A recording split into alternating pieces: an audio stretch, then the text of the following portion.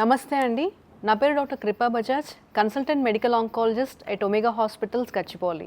మీ అందరి మంచి ఆరోగ్యం కోరుకుంటూ నా నుంచి కొన్ని చిట్కాలు. Adulteration of food in cancer అంటే ఈ మధ్యకాలంలో ఫుడ్ లేబుల్స్ గురించి చాలా డిస్కషన్, ఎంతోమంది డాక్టర్స్, ఎంతోమంది సోషల్ యాక్టివిటీస్ మీకు తెలిసే ఉంటారు. డాక్టర్ సంతోషి కూడా రీసెంట్గా చాలా పెద్ద యుద్ధమే చేశారు.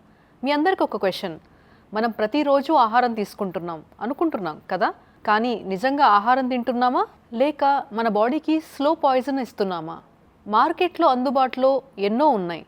టర్మరిక్ అంటే పసుపులో లెడ్, తర్వాత మిల్క్లో డిటర్జెంట్, కారంలో టెక్స్టైల్ డైస్, ఇవన్నీ మనం తెలియకుండానే తీసుకుంటున్నాము, తెలియకుండానే కొనుక్కుంటున్నాము. ఈ టాక్సిక్ కెమికల్స్ అంటే హానికరమైన కెమికల్స్ మన కడుపులోకి వెళ్ళినప్పుడు కేవలం ఎసిడిటీ, బ్లోటింగ్ అంటే పొట్ట ఉబ్బరం, గ్యాస్ ప్రాబ్లమ్స్ మాత్రమే కాదు, మన బాడీలో ఉన్న డిఎన్ఏ అంటే జన్యుపరంగా డ్యామేజ్ అయ్యే అవకాశం ఉంటుంది. ఆ డ్యామేజ్ దాంతోనే ఆది అవుతుంది. మన బాడీలో కణాలు రిపేర్ అయ్యే సత్తా తగ్గే అవకాశం ఉంటుంది. ఇలా కొంచెం కొంచెంగా డ్యామేజ్ అవుతూ కొన్ని సంవత్సరాలు అట్లా డ్యామేజ్ అవ్వటం వల్ల క్యాన్సర్గా మారే అవకాశం ఉంటుంది. ఇప్పుడు మునుపెన్నడూ లేనంతగా స్టమక్ క్యాన్సర్స్ కానీ, పెద్దపేకు క్యాన్సర్స్ కానీ, లివర్ క్యాన్సర్స్ కానీ వస్తున్నాయి.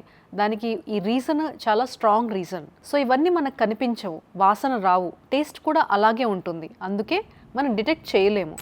అందుకే ప్యాకెట్స్ మీద లేబుల్స్ చదవటం, మంచి బ్రాండ్స్ని సెలెక్ట్ చేసుకోవటం, లోకల్ మార్కెట్స్లో బ్రైట్గా అంటే బాగా స్ట్రాంగ్గా ఉన్న కలర్స్ ఉన్న స్పైసెస్ని అవాయిడ్ చేయడం గుర్తుంచుకోండి. మీ కిచెన్లో ఎంత నాణ్యత, ఎంత ప్యూరిటీ ఉంటే మీ జీవితం అంత బాగుంటుంది, అంత ఇమ్యూనిటీ మీకు పెరుగుతుంది.